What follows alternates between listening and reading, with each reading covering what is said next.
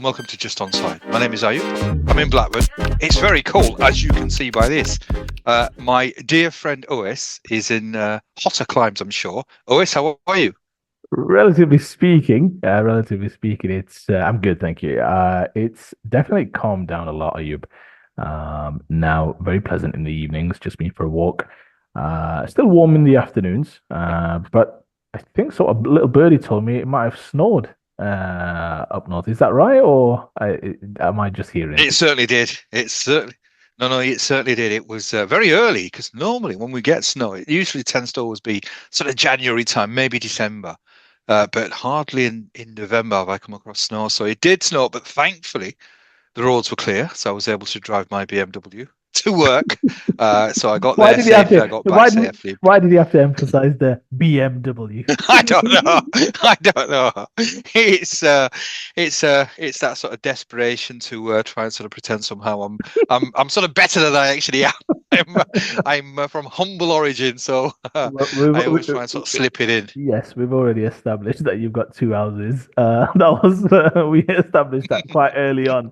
But to be fair to you, given where you live in terms of it becomes quite a treacherous slope, doesn't it, when it gets a bit snowy and icy? It does. It's in Blackburn. I mean, those who know Blackburn, which I presume some of the viewers will, because they live in Blackburn. But it's good show close. Oh, I shouldn't have really said, but I'm not a celebrity, so it doesn't really matter. I've told them Well, where I live. So I see that you volunteered that information quite freely last year when you're having a go at Luton Town. You were very guarded about where you lived. yeah, I was. Yeah, but it's where I'm. It's quite high up, so it does get when it snows. I'm usually snowed in terms of I can't drive the car, but today was actually surprising because there was about sort of 2 inches of snow on the car, but really very little on the road. So obviously there must have been some sort of dampness on the road to melt all the snow. But all good. I think we're experiencing a little bit of a cold snap for the next 4 or 5 days, but no snow. I think no snow, thankfully. And then next week it sort of warms up to about 9 degrees, which compared to Dubai is nothing but sort of 9 degrees into the towards the end of November. It's not too bad. Yeah, it's not too Right, bad. enough about the weather. Uh, let's talk about football. It's the international break, so it it would be, I suppose, remiss of us not to talk about anything international. So we'll talk about Harry Kane. A little bit of chatter. I'm not sure how serious we can take it, but I he wasn't starting in one of the games. Now I probably think that it's because it's two games, but is there more to it than meets the eye? Is Harry Kane? He's about 31, so is he sort of maybe somebody that's going to be squeezed out and may not be possibly a starter come the World Cup? So what's your thoughts on that? Yeah, I mean, look, we were thinking about essentially what to discuss, and this was a little bit of an emerging storyline, mainly because Lee Carsley, in one of his final games, obviously left Harry Kane out of the game. Now, normally on its own, during what is a difficult period, because there've been a lot of pullouts, a lot of clubs, obviously. I wouldn't say encouraging their players, but clearly you can tell that these are just obviously glorified friendlies just by the sheer volume of high profile players pulling out with niggles and certain kind of lingering issues, whatever they may be. Harry Kane had a bit of a pop. You'll remember just after the players got together for international duty. But anyway, that beside the point, he obviously then was left out of the game against Greece, and that set off some discussion about where he will feature moving forward when Thomas Tuchel inevitably takes over England duties from January onwards. So, look, Harry Kane, he's obviously has been England's main man for quite some time.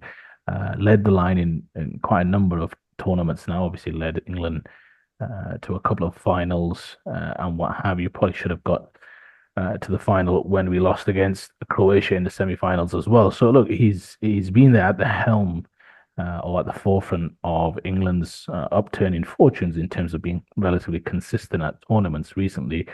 The challenge comes, and I guess the difficulty at you, but I don't know if you agree, is Harry Kane has he's held in such high regard, even during these previous European Championships in Germany.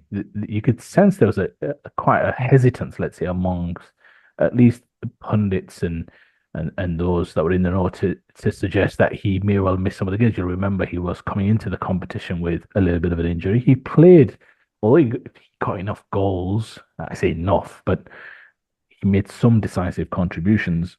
He still wasn't the Harry Kane that we know and have gotten used to during his time at Spurs. Obviously, at Bayern Munich, scoring goals plenty.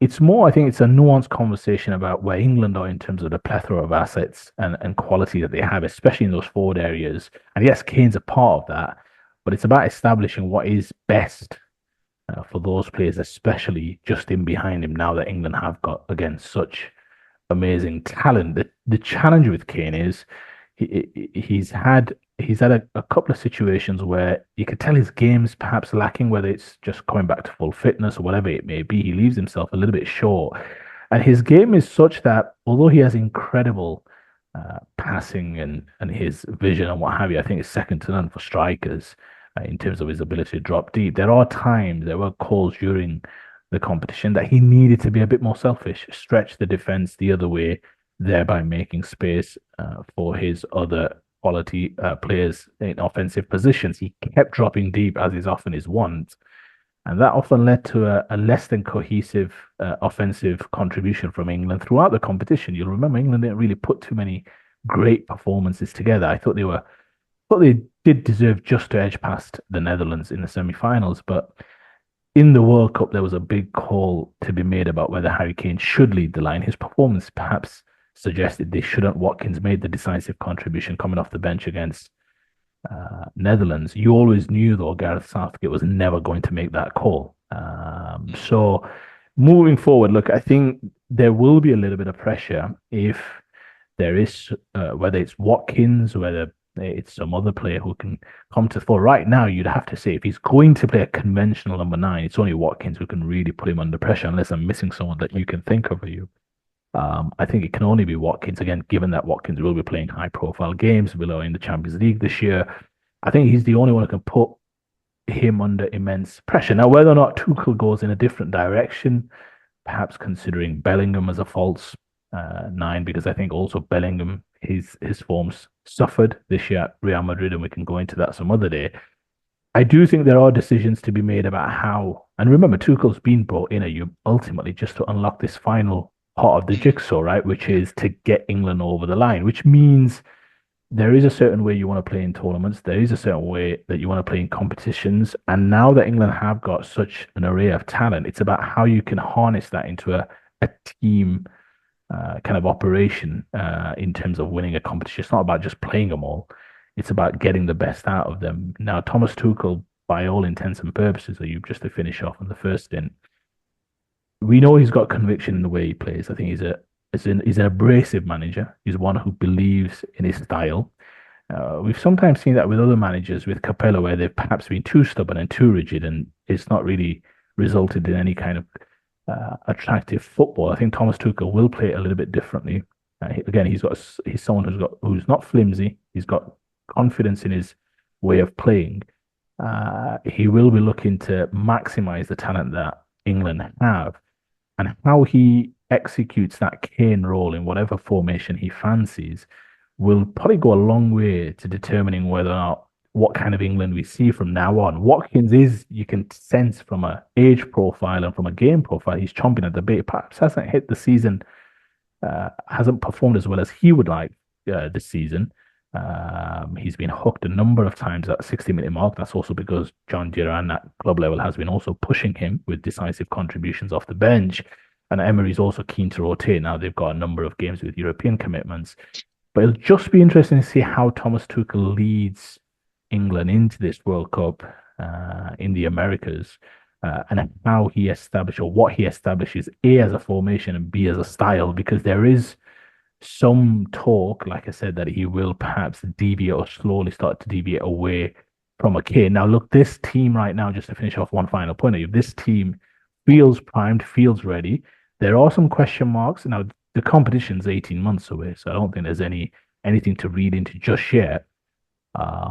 But there's no doubt that they've got players like Saka, Palmer, Bellingham slightly out of form, but there will be a number of players that he will have at his disposal in those forward areas, and how he gets them to dovetail into a consistent, fluid attacking outlet will be probably key and critical to England's chances in what will be a much tougher competition than the European Championship, simply just because of the fact that you've got additional competition from especially the South American team. So I think Harry Kane, just to finish off the first stanza, that'll be an interesting one. How Thomas Tuchel goes ahead. I think those that say his position is beyond reproach just simply because of what he's done at club and international level, I think is a little far fetched. It sometimes needs strong and decisive action. Well, again, we're not saying jettison him out of the squad. What we're saying is if there's somebody or a system that Thomas Tuchel feels would serve England better,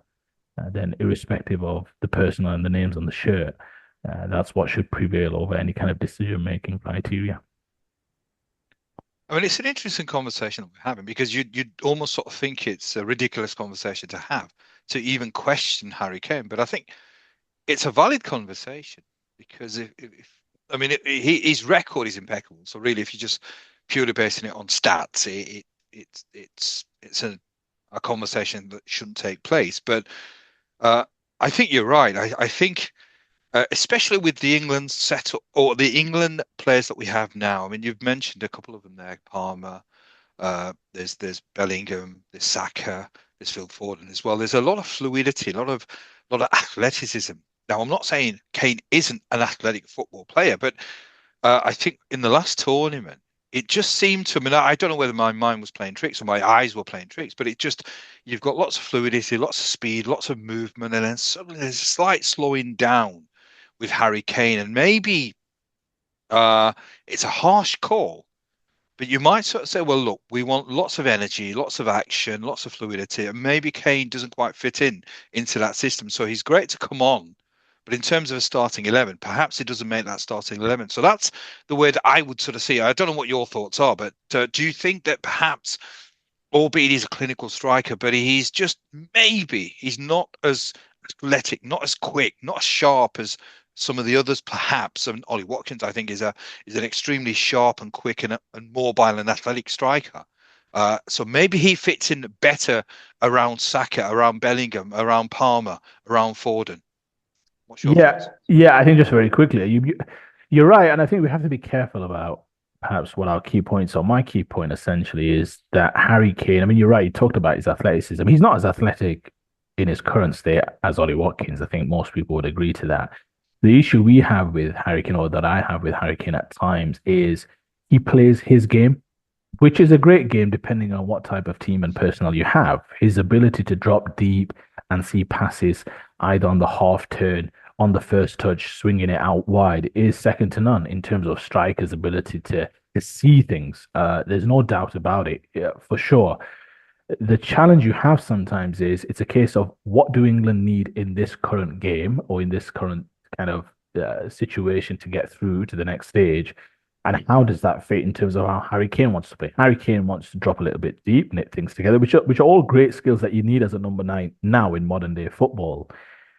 And I think, look, maybe over time, Tuchel sees that that is still perhaps the most consistent way to go as he starts to perhaps look to get Cole Palmer a lot more minutes, Saka on the other side. The challenge I've got is if Harry Kane, and I'll summarize it like this, if he's not consistently threatening in behind, which by and large now that I've seen enough games for England, he's not doing. And what I mean by off in behind is running off the ball, creating some sort of indecision Hmm. in the defense or the backline's minds that he may run us in behind. If he's not doing enough of that, where the defense is not going to respect the threat of that, the problem England have is the defense is just able to kind of come up a little bit, tighten up with the midfield, and just suffocate any space we have for what I would say is our ball players to do some good work. It's one of the things I often consider when I watch Arsenal. Bukayo Saka often gets double teamed, triple teamed. A because he's a top class footballer, but B because often Arsenal don't have somebody who's threatening him behind, which is causing the back line just to drop 10 yards, which you often would against pace or the threat of pace. And that's what you need. You need sometimes an Erling Haaland type player who's happy to get minimal touches. Yes, we can argue who's better and who's not. They're two fundamentally different footballers. It's not about that. It's just about what does England need. Now, if you look at England's kind of personnel and you think about, let's say, Man City's personnel, Man City have got fantastic midfielders right across the board. And there are a lot of similarities, actually, if you consider between what England have and Man City have, relatively speaking, but in terms of where their skilled players lie.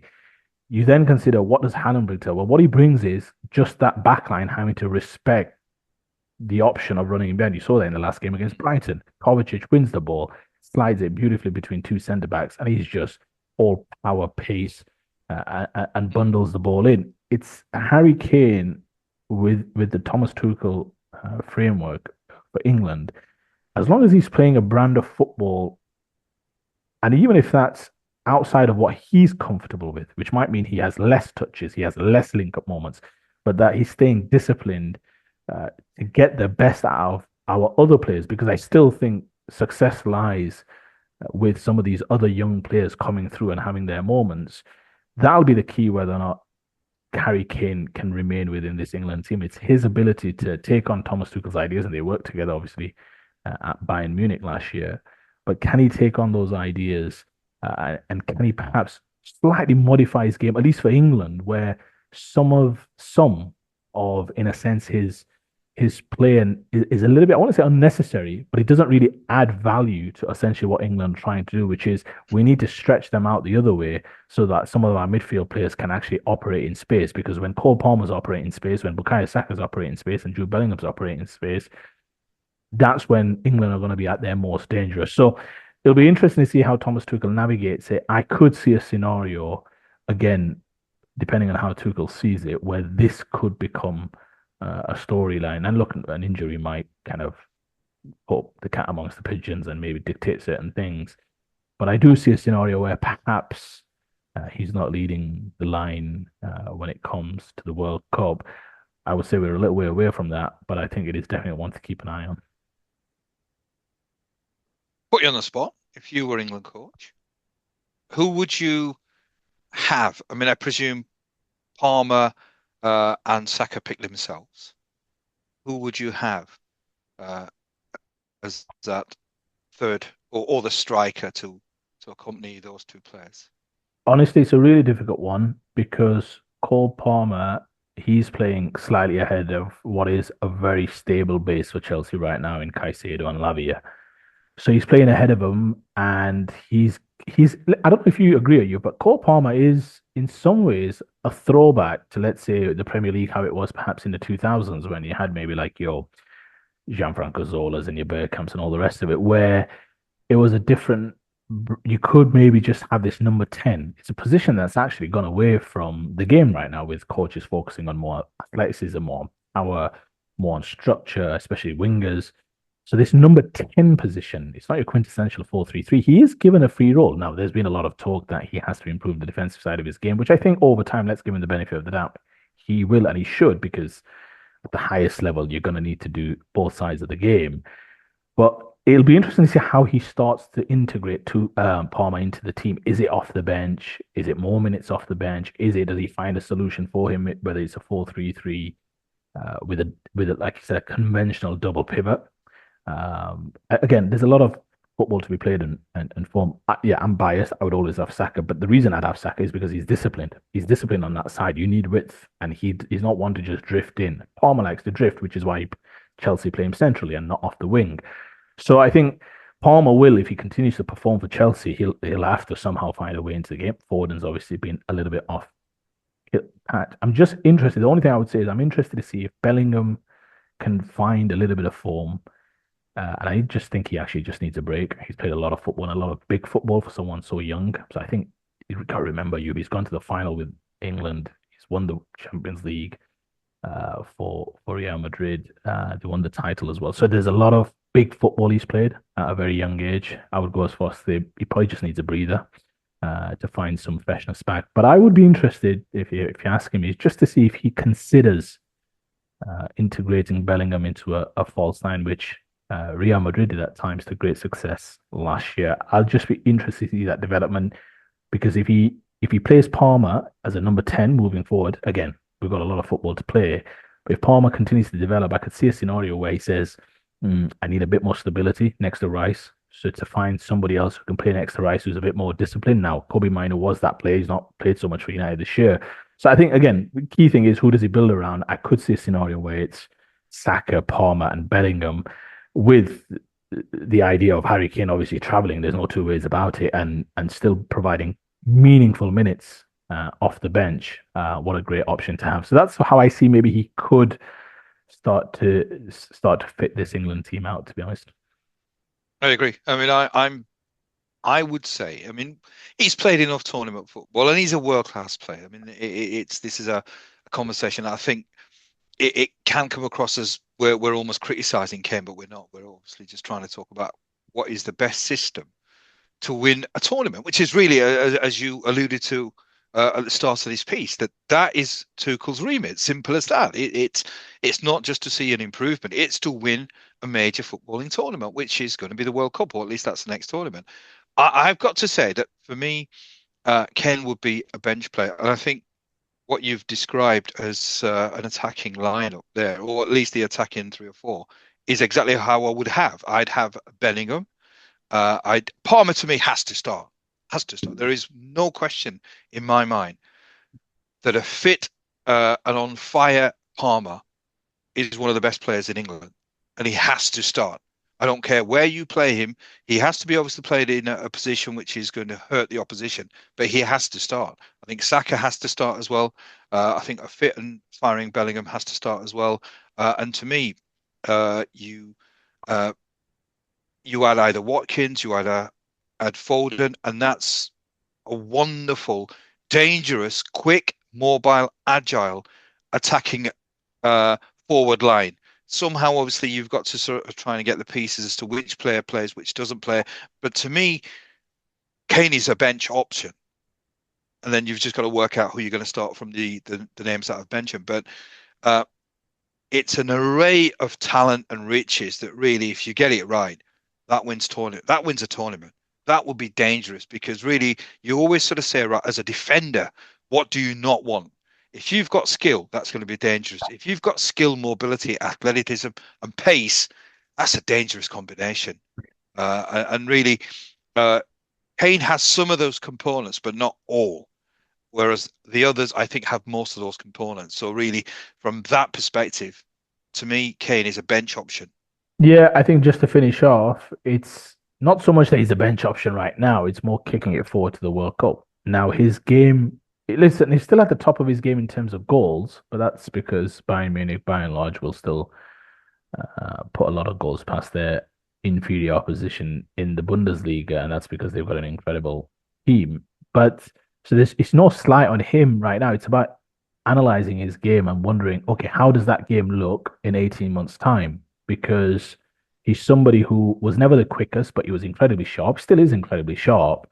Yeah. Um, but at the highest level where the game, I'm thinking back to something Michael Owen spoke about on the Simon Jordan podcast many moons ago when he was on about 5 or 6 months ago, and he speaks about how nowadays he talks about how in the good old days they were purists as footballers, whereas now if you're just a good athlete, you can make a living in the Premier League if you're a really good athlete because there's such an emphasis on athleticism, coverage, distance covered, and all the rest of it.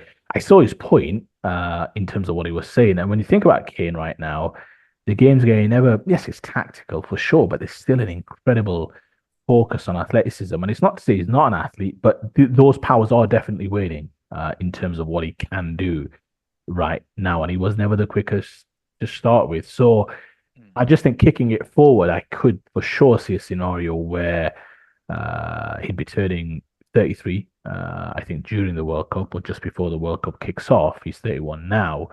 But I could see a scenario where his game, at least his athleticism, has diminished to such a point where he may just be a very good, strong, and I repeat, a very good, strong, viable candidate off the bench to perhaps give England a few winning moments off the bench. But you're right, I could see a scenario where Thomas Tuchel goes full 100% diving straight into I'm going to build it all around the young players. I want athleticism, I want dynamism, I want lots of running off the ball, lots of movement, and lots of threat in behind. So, yeah, let's see how it works out. Exciting times for England, lots of good options. Obviously, new manager coming in as well. But it's fascinating to see again Thomas Tuchel, who's not a shrinking violet, as they say, who'll have very clear ideas on how he wants to play football, how England start to forge a certain identity heading into that World Cup. Yeah, it's really interesting times, and I'm looking forward to it. I mean, he there was some criticism. Thomas Tuchel being appointed a foreign coach. We've had foreign coaches in the past, but for some reason, Tuchel upset a lot more people. But I am really looking forward to what he does with this wonderful array of talent that we've got. Right, sticking to sort of international, or at least to a certain extent international. There's an Irishman, James McLean, who always around November time always uh, upsets a few people.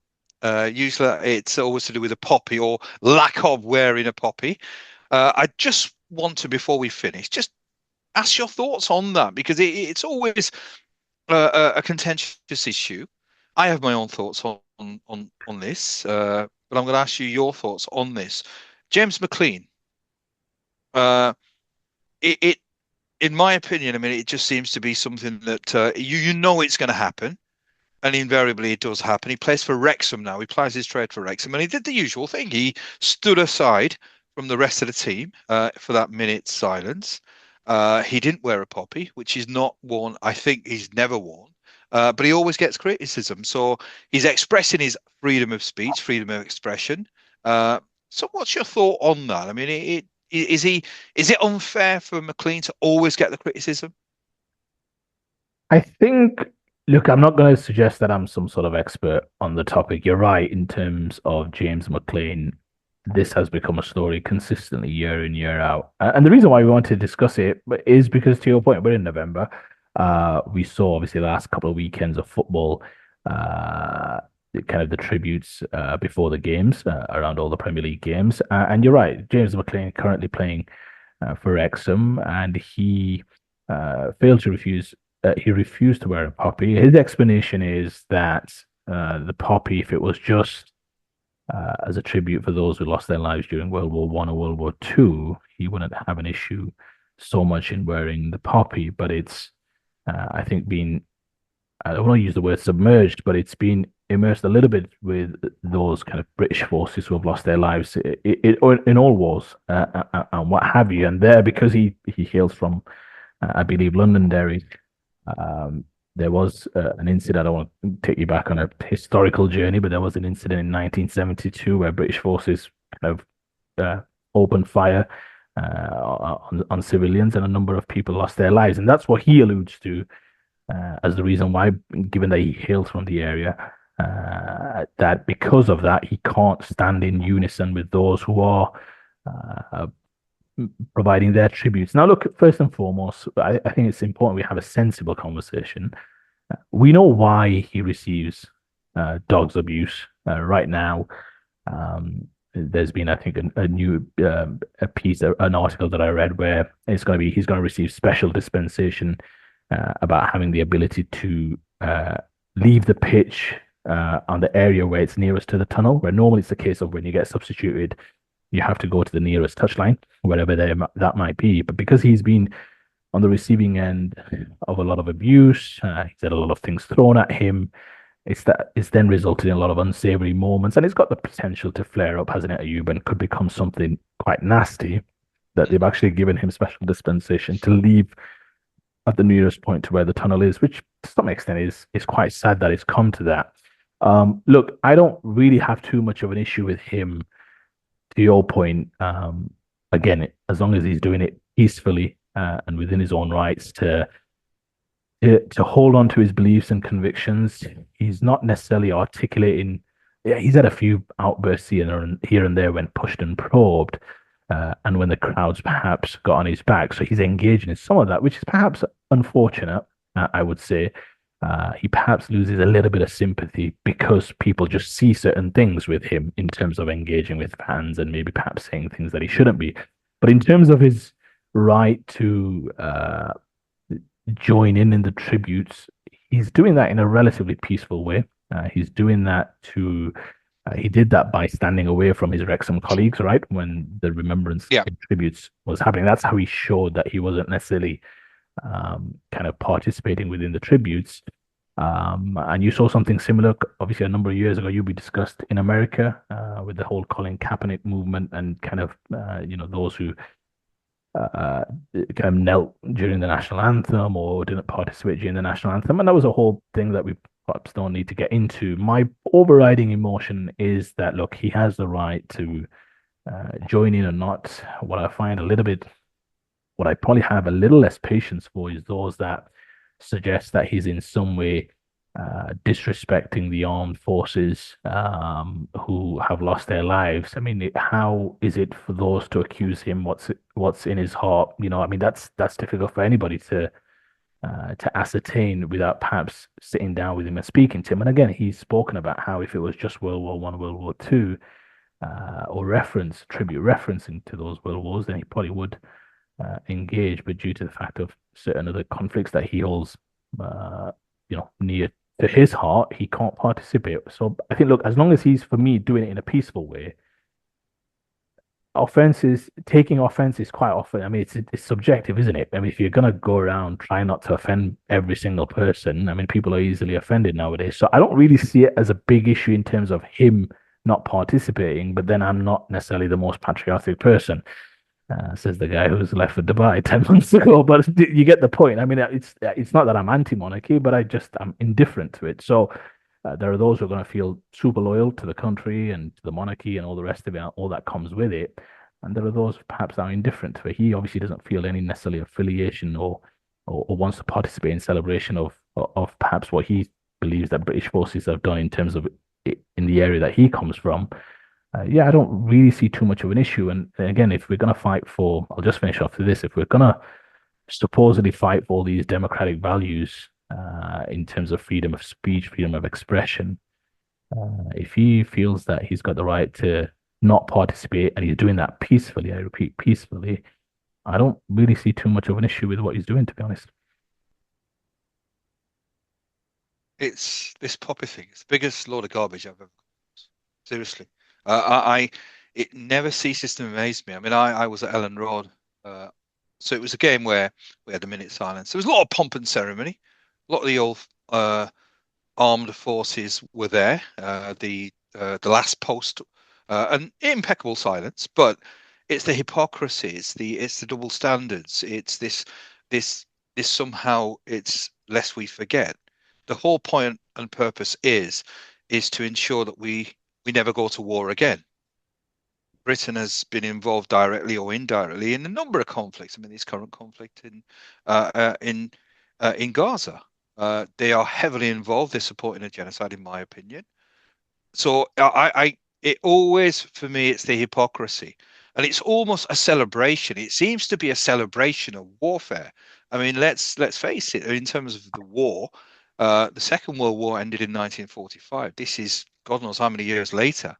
And it's to me a genuine remembrance of those who have given their lives would be to ensure that Britain never goes to war, never involved in any conflicts, uh, and it is always involved in efforts to try and keep peace. And it's all about, apparently, it's about they died to ensure that people had freedoms. You alluded to that point as well. If it's about that, then James McLean has every right to express his opinion, and he should be respected for that. So I'm a pacifist. I always have been a pacifist. So I've never seen any value in the glorification of war, which is what I think it is. I mean, I always sort of view these ceremonies is it's there's a lot of pomp and ceremony. There's lots of armed forces who are present there, and it seems, in my opinion, glorification of to me, if you genuinely want to remember those who have died in conflicts, is that you make sure that Britain is never involved in any conflicts, and you do it in a subdued way. Not all this pomp and ceremony. Every November, it's like whack on the poppy. There's the poppy police. If you're not wearing a poppy, a lot of people get their knickers in a twist. So my views are James McLean is absolutely entitled to do what he wants, and he should be respected for it, and he should be appreciated for it. That he's somebody that is standing for his principles, and there is a genuine reason why he's doing what he's doing. So that's my views on it. Uh, I was just Hopefully, gonna that's quite clear. Very, very clear, very clear. But a couple of things I've just got to pull you up on. You call yourself a pacifist. You are when it comes to everything apart from Leeds. That's the first thing. Uh, Yeah. Yeah. exactly. And I think the second thing is you were saying about the poppy police. I can just picture you coming down the stairs in November without your poppy, and your missus saying, "Where's your poppy? Where's your poppy?" So yeah, no. I mean, look, I will, yeah. I was I just just will not wear a pop here. Yeah. Go on, carry on. No, I was just going to say, I mean, look, just to finish off the point you mentioned just on this topic, yeah, look, James McLean, the issue with this type of situation, this type of discussion is it's very difficult to make your argument in a way that it's not a way to convince the other side or what have you. I think the world's a better place when we accept that people have a certain right to express themselves in a certain way. Again, if it's peaceful, they can articulate themselves with a viewpoint that you may disagree with, but disagreement is healthy. It should be encouraged, not discouraged. So, with all of that in mind, the fact that James McLean took a lot of abuse is par for the course. It's what you'd expect because, unfortunately, the masses are always going to have strong opinions either way that often result in what I would call unsavory behavior, whether that's shouting abuse at him, swearing at him. I mean, just to stop you there, you say I mean, it's what to expect, but that's unacceptable. I mean, this is where I get so annoyed that it's almost, we know what's going to happen, but that's the infuriating thing for me. And that's why I get so irate on this subject. Carry on. I agree with you, but again, that's what the challenge you have is James McLean knows that when he's doing this, this is the behavior that he's going to receive in response. Doesn't make it right. It doesn't make it right, but he knows that it's part of the transaction when he's taking such a stance. If you're going to take such a strong stance, there always is some level of sacrifice, some level of discomfort that you're probably going to have to endure because it's away from the norm. That doesn't make it right, doesn't make it wrong. What I'm saying is, you know, when you're doing something like this, if the masses have been educated that this is what we do, you said pomp and ceremony, anything outside of that that even suggests that it's in some way spitting in the face of that is going to evoke this type of reaction because it always has. That's how it often is.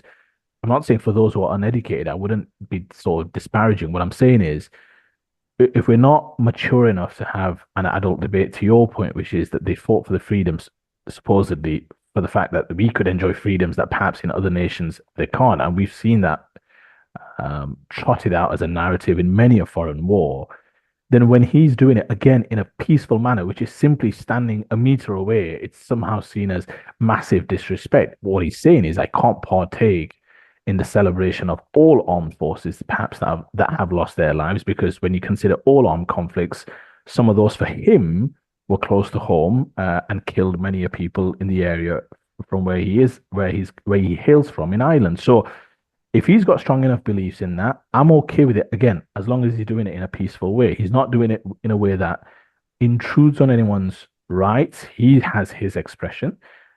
Others should, I'm not saying respect that, but the unsavory behavior and the vitriol that has come his way is quite unbecoming. But where perhaps you and I disagree is I just accept that's part of society, unfortunately, and I can't win that battle because you're never going to win over 1,000 voices, 1,000,000 voices, those who perhaps don't share the same views as I. And I accept that. That's fine. That's par for the course as well. So perhaps that's where you and I part ways. I'm not trying to convince millions of people to see things my way or our way.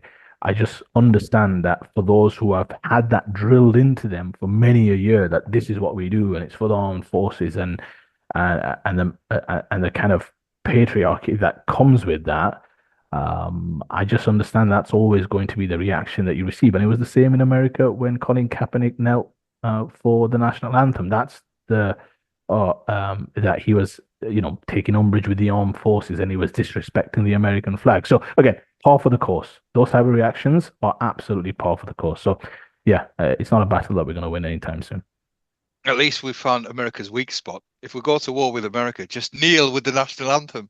That'll destroy them.